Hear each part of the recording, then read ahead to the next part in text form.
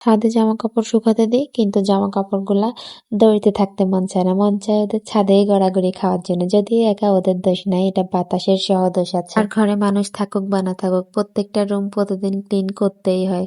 ময়লাগুলার সাথে একটা চুক্তিতে বসা উচিত যে তোমরা এত কেন হও, কি কারণে হও, কই থেকে আসো তোমরা। আর খাটের নিচের কথা তো বাদই দিলাম।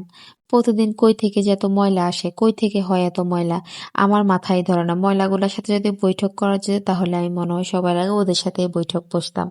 কারণ এত কষ্ট করে প্রতিদিন ঝাড়ু দেওয়া আমার পক্ষে আর সম্ভব হচ্ছে না। ঘর দরজা ক্লিন করার পর আমি চলে গেলাম মুরগিগুলোকে ছেড়ে দিতে। ওদেরকে সুন্দর আদর দিলে কি সুন্দর করে লাফাইয়া লাফাইয়া আসে খাওয়ার জন্য, যদিও এই জিনিসটা আমার খুবই ভালো লাগে।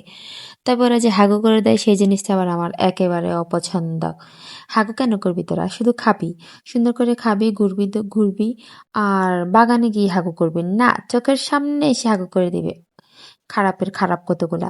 তার মধ্যে শুরু হয়ে গেল বৃষ্টি, বৃষ্টি পড়তেছে, তাতে কি হয়েছে, এদেরকেও তো বের করতে হবে।